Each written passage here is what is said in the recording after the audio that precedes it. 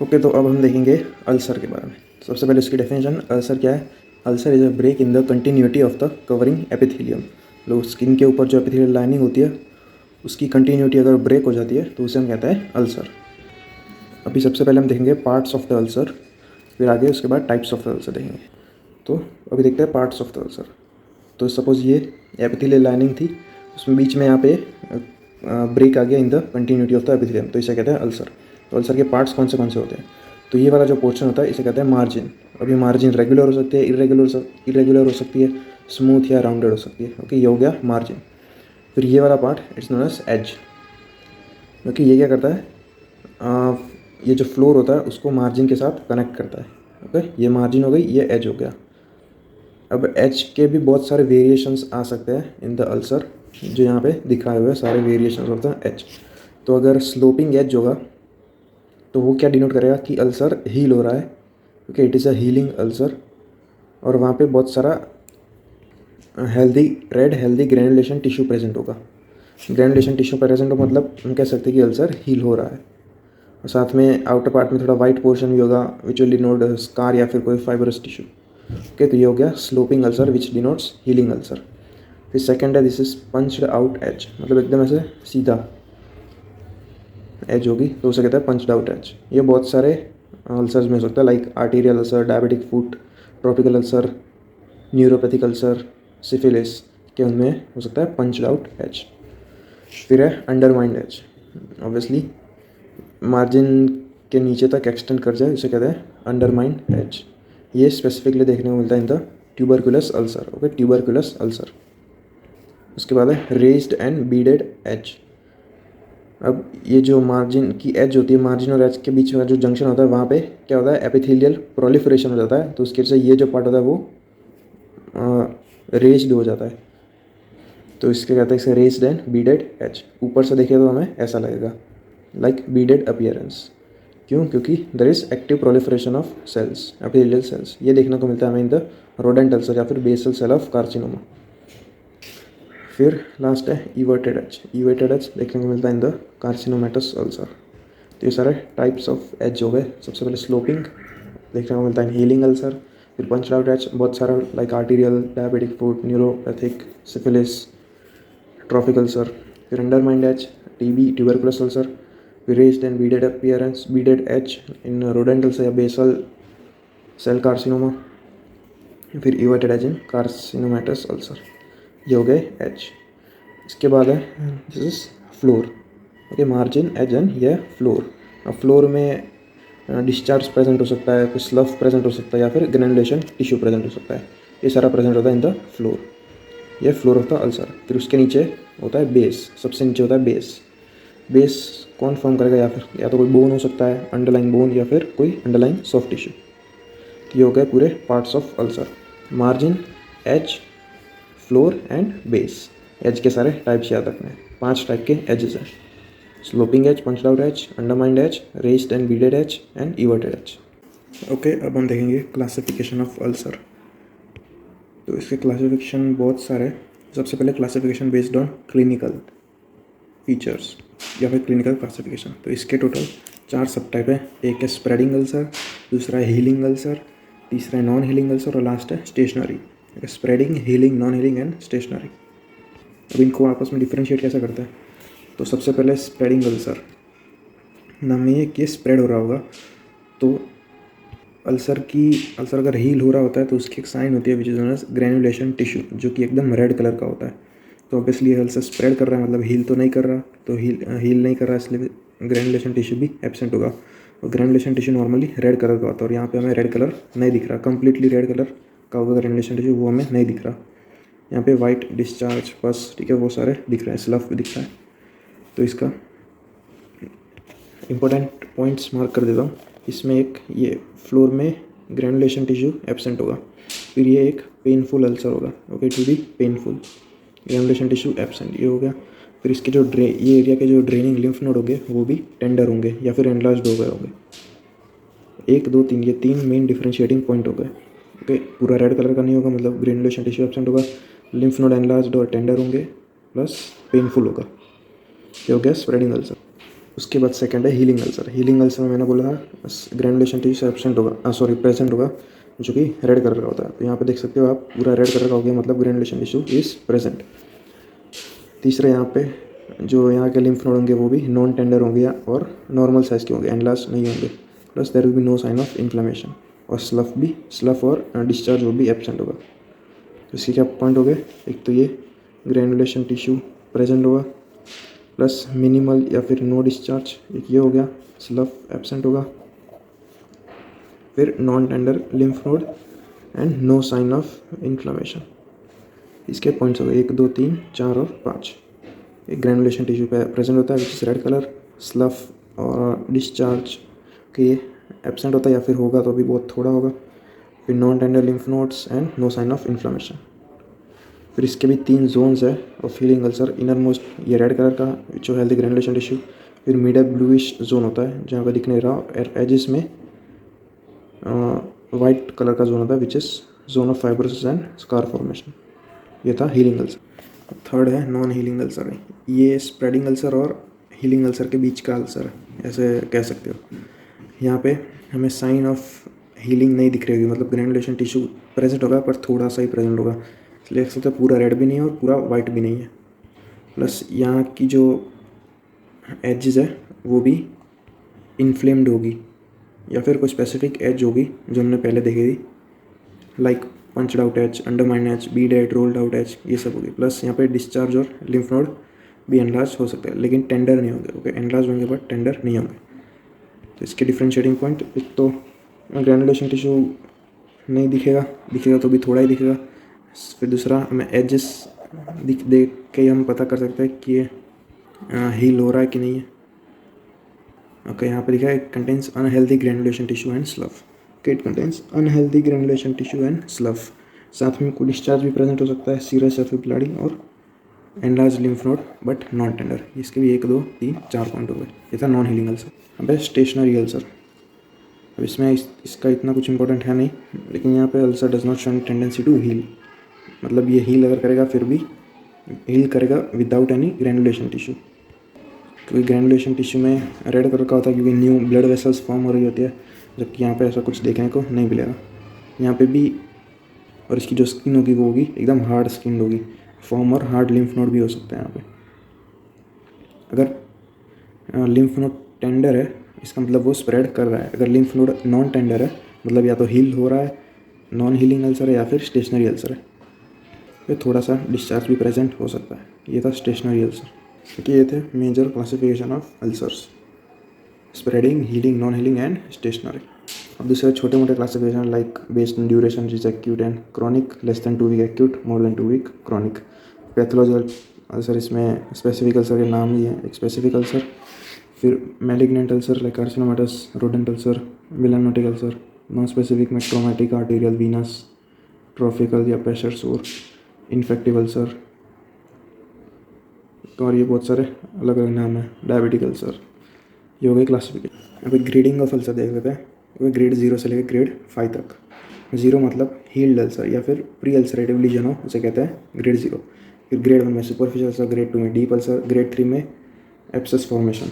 Okay, abscess formation underneath, जो bone में invade, bone या सॉफ्ट टिश्यू को इन्वेड कर चुका होता है और उसमें भी इन्फेक्शन का कारण ऑस्टियोमाइलाइटिस। थर्ड है इज एब्सेस फॉर्मेशन या फिर ऑस्टियोमाइलाइटिस। फोर्थ है gangrene of that specific area, specific tissue, limb या फुट। और grade 5 gangrene of the entire area या एंटायर फुट। ये थे Wagner's grading of ulcer, grade 0 से लेकर ग्रेड 5 तक। इतना याद रखना है। ग्रेड 0 में हील्ड अल्सर, फिर सुपरफिशियल, फिर डीप, फिर एब्सेस, फिर gangrene of a part of the limb या फुट या टिश्यू, और लास्ट में ग्रेड 5 में gangrene of the entire area या फुट। फिर डिफरेंट डिस्चार्ज कौन सा होता है। अगर हीलिंग अल्सर होगा तो सीरियस डिस्चार्ज होगा, अगर इन्फेक्टेड अल्सर होगा तो फिर पस प्रेजेंट होगा, प्यूरुलेंट डिस्चार्ज होगा। इसमें स्टेफाइलोकोकस में yellowish and creamy discharge, Streptococcus में ब्लडी डिस्चार्ज, सूडोमोनास में याद रखना ग्रीनिश कलर होगा, सूडोमोनास में greenish colour, Pseudomonas greenish colour. फिर ब्लडी डिस्चार्ज होगा तो फिर मैलिग्नेंट अल्सर हो सकता है या फिर हीलिंग अल्सर भी हो सकता है, क्योंकि ग्रैनुलेशन टिश्यू में ब्लड वेसल्स फॉर्म हो रहे होते हैं, उसकी वजह से ब्लीडिंग हो सकती है, तो ब्लड में मैलिग्नेंट अल्सर या फिर हीलिंग अल्सर।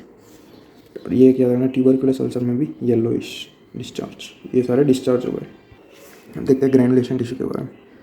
तो ग्रैनुलेशन टिश्यू मैंने बोला था is proliferation of new capillaries and fibroblast intermingled with red RBCs and WBCs within fibrin cover over it। In short new tissue formation कह सकते हो, जहाँ पे न्यू कैपिलरीज फाइब्रोब्लास्ट ये सब आपस में कंबाइन होकर न्यू टिश्यू जो बेसिकली स्किन होती है उसको फॉर्म कर रहे होते हैं। स्किन है सबक्यूटेनियस टिश्यू। इसके भी टाइप्स हैं, मेन दो टाइप्स, एक हेल्दी ग्रैनुलेशन टिश्यू और एक अनहेल्दी। हेल्दी में 5P याद रखना होता है, pink, punctate haemorrhage, pulseful, painless and pinhead granulation. Okay, और हेल्दी ग्रैनुलेशन में स्ट्रेप्टोकोकल ग्रोथ अगर कल्चर में देखा तो it should be less than 10⁵ पर ग्राम। अब ये image of healthy granulation tissue completely आप रेड कलर का देख सकते हो, इसे कहते हैं रेड या फिर पिंकिश, इसे कहते हैं हेल्दी ग्रैनुलेशन टिश्यू। यहाँ पे हम स्लोपिंग एजेस भी देख सकते हैं। मैंने बताया था स्लोपिंग एज प्रेजेंट होती है इन द हीलिंग अल्सर। दूसरा है अनहेल्दी ग्रैनुलेशन टिश्यू, यहाँ पे पस प्रेजेंट होता है, स्लफ से कवर्ड होता है, इन्फ्लेम एडिमेटस होता है और वो होता है स्प्रेडिंग अल्सर। ओके, अब हम देखेंगे इन्वेस्टिगेशंस और मैनेजमेंट ऑफ अल्सर के बारे में।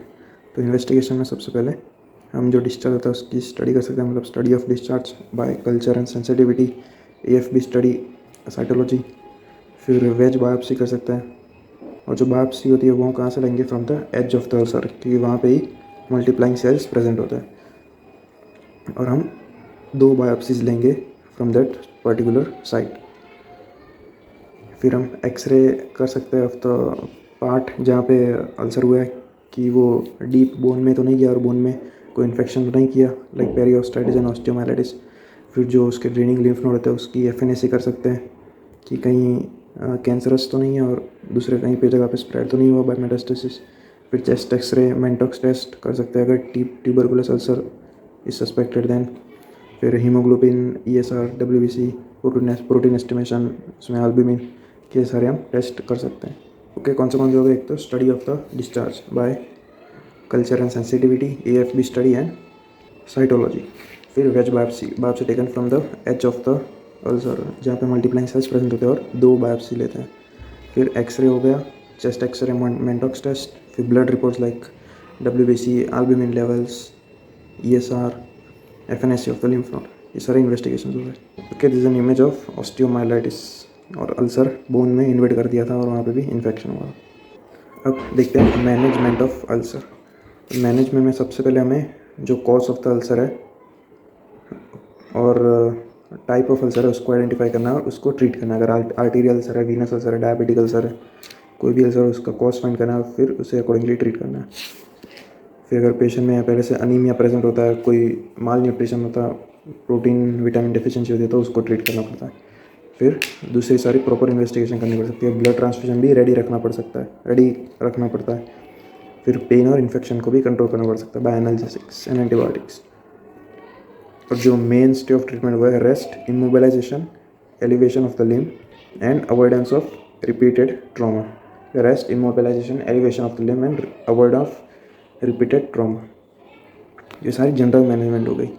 वे कॉज आइडेंटिफाई, उसको ट्रीट करो, अनीमिया और कोई डेफिशिएंसी है वो ट्रीट करो, proper investigations, infection of pain को ट्रीट करो, और मेन है rest, immobilisation, elevation and avoidance of repeated trauma. अब अल्सर की हम केयर कैसे कर सकते हैं, एक तो जो स्लफ मटेरियल होता है उसको हम डिब्राइड कर सकते हैं। तो debridement of the slough material of the ulcer, ulcer cleaning, फिर अल्सर ड्रेसिंग। अब डी स्लफिंग हम कर सकते हैं तो मैकेनिकली या फिर केमिकली। मैकेनिकली हम करते हैं वाया सीजर्स, इस डन यूजिंग सीजर्स, उसकी मदद से हम स्लफ जो है उसको सबको एक्सरसाइज कर देते हैं। अब chemically by hydrogen peroxide is used as chemical agent, उसकी वजह से स्लफ सारा सेपरेट हो जाएगा और इजीली रिमूव हो जाएगा। फिर वहाँ पे हम एंटीसेप्टिक भी यूज़ कर सकते हैं, like acriflavine. Okay, acriflavine is antiseptic and irritant, और वो क्या करेगा, deslough the area and it will promote granulation tissue formation. क्या रखना, एक्रीफ्लेविन। फिर हम दूसरे सॉल्यूशन यूज सकते हैं, like Eusol, is Edinburgh university solution, it contain sodium hypochlorite, जो क्या करेगा, वाटर सॉल्युबल कॉम्प्लेक्स फॉर्म करता है जो स्लफ को डिजोल्व कर देता है। Okay, Edinburgh university solution. फिर पोविडोन आयोडीन यूज़ कर सकते हैं टू क्लीन द अल्सर।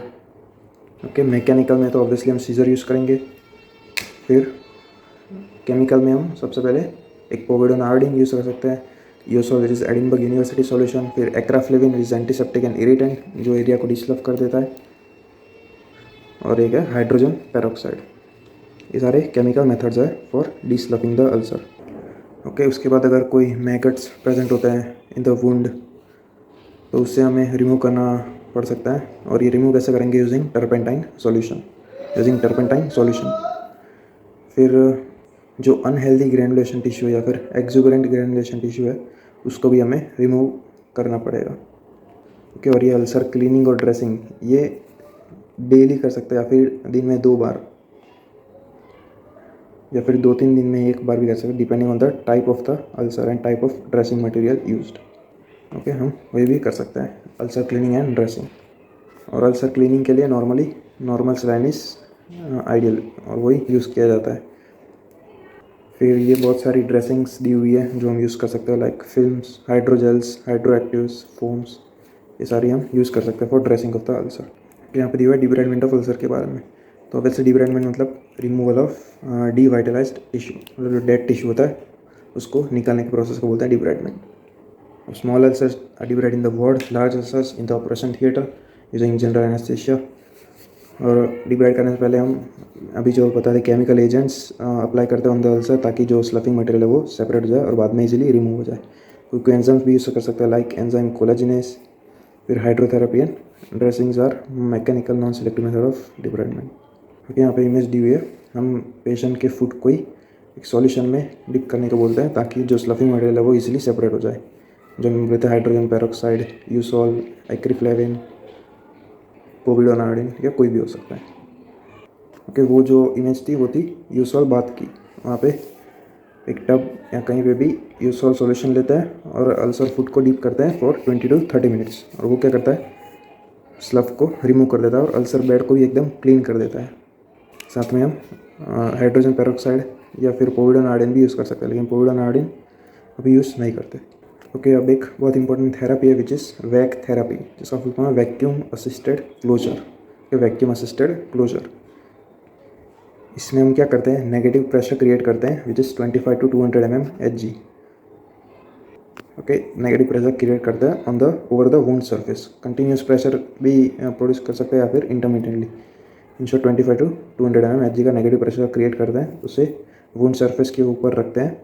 और वो क्या करेगा? नेगेटिव प्रेशर इसकी वजह से सारा जो डिस्चार्ज था, इडिमा था, सेल्स थे, स्लफ मटेरियल था, उन सबको रिमूव कर देगा। और हम ये जो वैक मशीन होती है उसमें कंटेंट भी होता है, वहाँ पे सब कलेक्ट हो जाएगा। प्लस ये it also promotes protein matrix synthesis, increases cell proliferation and promotes formation of healthy granulation tissue, तो वो भी हेल्प करता है। जो डेड मटेरियल थे उनको निकालने में तो हेल्प करता है, साथ में जो नए टिश्यू फॉर्मेशन उसके लिए भी हेल्प करता है। सबसे पहले sterile foam is placed over the ulcer bed covering widely. फिर हम ट्यूब, इसमें मल्टीपल होल्स प्रेजेंट होता है, उसको फिक्स करते हैं। फिर उन सबको एक अडेसिव फिल्म के ज़रिए हम जो वुंड सरफेस होता है उसके ऊपर स्टिक कर देते हैं और फिर हम नेगेटिव प्रेशर जनरेट करते हैं। तो tube is connected to the suction system. The suction is maintain initially continuous pressure maintain करता है, बाद में इंटरमीडिएटली। फिर redressing is done only after 4 to 7 days, जब ग्रैनुलेशन टिश्यू फॉर्मेशन स्टार्ट हो जाए तब। ओके, ये image of VAC therapy, vacuum assisted closure.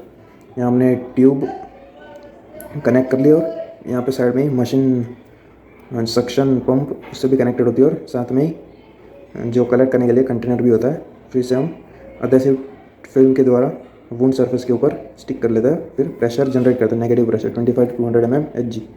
फिर क्या करेगा? सारा fluids, material, slough, discharge, cells, dead tissue वो सब सक कर लेगा और कंटेनर में कलेक्ट हो जाएगा। साथ में also promotes formation of granulation tissue, healthy granulation tissue. फिर उसके 4-5 दिन बाद हम इसको फिर से ड्रेसिंग कर सकते हैं इस एरिया की, जब ग्रैनुलेशन टिश्यू फॉर्म हो जाए तब। फिर एक मैगट डिब्राइडमेंट थेरेपी कि अगर मैगट प्रेजेंट हो तो यूज बायोथेरेपी। इसमें हम डिसइंफेक्टेड मैगट को वुंड सरफेस के ऊपर रखते हैं और ये जो मैगट्स होते हैं ये क्या करते हैं? They act by dissolving and engulfing dead necrotic tissue. जो मैगट्स होते हैं वो डेड नेक्रोटिक टिश्यू को खा जाता है in short. Dissolving and engulfing dead necrotic tissue. उसकी वजह से बैक्टीरिया कंटेंट होता है वुंड का, वो भी कम हो जाता है और वो बहुत सारे बैक्टीरिया ग्रोथ को भी इनहिबिट करते हैं, like MRSA, anaerobic aerobic bacteria. Plus they also secret proteolytic enzymes, जो क्या करते हैं, पीएच ऑफ अल्सर बेड होती है उसको अल्टर कर देते हैं, मतलब चेंज कर देते हैं ताकि बैक्टीरियल ग्रोथ इनहिबिट हो जाए। Plus they also helps in granulation tissue formation. एक बार अगर ग्रैनुलेशन टिश्यू फॉर्म हो जाए फिर मैगट्स को रिमूव करके सेकेंडरी सूचरिंग या फिर कोई स्किन ग्राफ्ट या फ्लैप के थ्रू उसको क्लोज कर देते हैं। ओके, तो ये था पूरा मैनेजमेंट ऑफ अल्सर। सबसे पहले हमने जनरल मेजरमेंट्स देखी, उसमें कॉज को आइडेंटिफाई करना, अनीमिया, प्रोटीन विटामिन डेफिशिएंसी को करेक्ट करना, ट्रांसफ्यूजन, इन्वेस्टिगेशंस प्रॉपर्ली करना, पेन एंड इन्फेक्शन को कंट्रोल करना। उसमें मेन था rest, immobilisation, elevation and avoidance of repeated trauma. फिर हमने सबसे पहला स्टेप था डिब्रेडमेंट ऑफ द अल्सर या फिर desloughing of the ulcer by 2 method, mechanical method and chemical method. Mechanical में बाय सीजर एंड केमिकल में हमने बहुत सारे सॉल्यूशंस देखे, लाइक योसोल जो कि मेन सॉल्यूशन था, फिर acriflavine, hydrogen peroxide, povidone iodine, ये सारे यूज़ कर सकते हैं in the desloughing of the ulcer. फिर मैगट्स हो तो उसको भी रिमूव कर सकते हैं। फिर अल्सर क्लीनिंग और ड्रेसिंग के मटेरियल देखे हमने। अल्सर ड्रेसिंग के हाइड्रोकोलेट्स थी, फिल्म्स थी, हाइड्रोजेल्स थे, फोम्स थे। फिर उसके बाद मेन हमने देखी VAC therapy, vacuum assisted closure therapy. उसमें suction tube is placed over the wound which is connected या placed over the wound surface by strong adhesive tape या स्ट्रॉन्ग अधेसिव फिल्म। फिर उसको सक्शन पंप और container के साथ connect करेंगे और फिर सारा जो डेड टिश्यू मटेरियल था, फ्लूइड्स डिस्चार्ज थे, वो सब सक्शन हो जाएगा और ग्रैनुलेशन टिश्यू को प्रमोट करेगा। फिर हमने मैगट डिब्रेडमेंट थेरेपी देखी, जिसमें हम स्टीराइल डिसइंफेक्टेड मैगट्स को यूज़ कर सकते हैं एज अ बायोथेरापी, लेकिन कॉमनली यूज़ नहीं कर सकते। ये डेड नेक्रोटिक टिश्यू को एंगल्फ कर देते हैं, प्रोटियोलाइटिक एंजाइम रिलीज करता है और बैक्टीरियल ग्रोथ को भी इनहिबिट करता है और ग्रैनुलेशन टिश्यू को प्रमोट करता है।